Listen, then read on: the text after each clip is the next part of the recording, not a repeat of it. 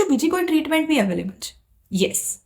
ફાર્મેકોથેરાપી એટલે કે દવાઓ સિવાય સાયકોથેરાપી યાની કે CBT, DBT એવા બધા અલગ અલગ ટાઈપની થેરાપી, કાઉન્સેલિંગ એ પણ અવેલેબલ છે. એ શું કામ કરે છે એ જાણીએ.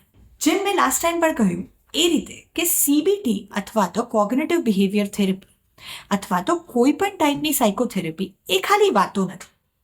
એ ખાલી તમારી વાતો સાંભળીને તમને સલાહ આપવાનું માધ્યમ નથી.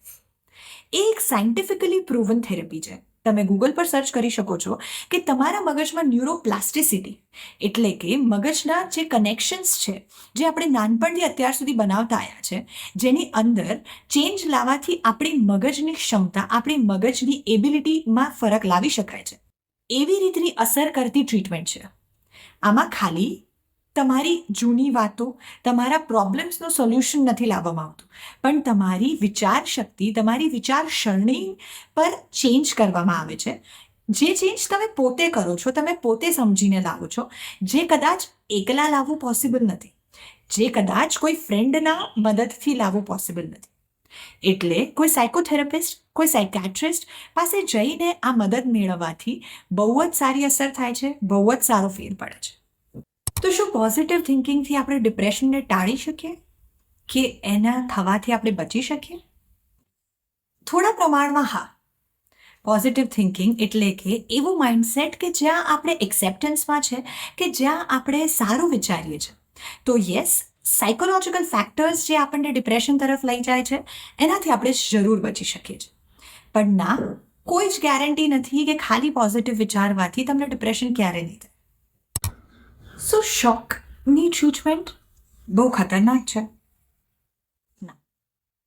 સિવિયર ડિપ્રેશન કે એવું ડિપ્રેશન કે જેમાં માણસને મરવાના વિચારો આવે છે, જેમાં માણસને એવું થાય છે કે હું મરી જાઉં, સ્યુસાઇડ કરી લઉં, આ જીવન પૂરું કરી નાખું, એવા સિવિયર ડિપ્રેશનમાં ECT એટલે કે મગજમાં શોક આપવાની થેરેપી બહુ જ યુઝફુલ છે. એમાં પિક્ચરોમાં બતાવે એવું મોઢામાં રૂમાલ મૂકીને પકડીને ઇલેક્ટ્રિક શોક આપીને, કરંટ આપીને મેમરી ભૂલાવાનો તરીકો નથી.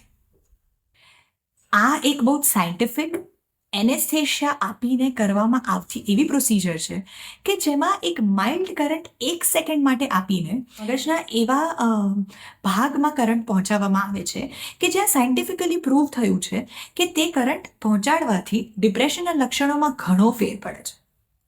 એ બહુ જ અસરકારક ટ્રીટમેન્ટ છે અને એમાં કોઈ જ ડરવા જેવી બાબત છે. સો ECT એટલે કે ઇલેક્ટ્રિક શોક આપવું એ કોઈ ડરાવની કે કોઈ ખતરનાક ટ્રીટમેન્ટ નથી. આઈ થિંક કે જનરલી પૂછાતા હરેક સવાલને મેં આમાં ઇન્ક્લુડ કર્યું છે. હરેક લક્ષણને, હરેક બાબતને ડિપ્રેશન વિશે જેટલી થઈ શકી એટલી આ વિડીયોમાં ઇન્ક્લુડ કરવામાં આવી છે. આના સિવાય કોઈ પણ સવાલ હોય તો બેઝિઝક તમે કમેન્ટ સેક્શનમાં અથવા તો DMમાં મેસેજ કરી શકો છો, પૂછી શકો છો અને જાણી શકો છો. But my request would be કે અગર કોઈ લક્ષણ અનુભવાય છે, અગર કોઈ આજુબાજુના લોકોને આ લક્ષણ અનુભવાય છે, કે અગર ઇવન ડાઉટ છે કે આવા કોઈ લક્ષણો છે, તો તમારા પાસેના કોઈ પણ મનોચિકિત્સક પાસે જઈને એક તપાસ કરવામાં કંઈ ખોટું તો નથી જ. કેમ કે અગર તમારી માનસિક સ્વાસ્થ્ય સારું હશે તો જ તો તમે એક સારું જીવન જીવી શકશો ને, રાઈટ? તો પોતાના માટે આટલું જરૂર કરજો. આવજો.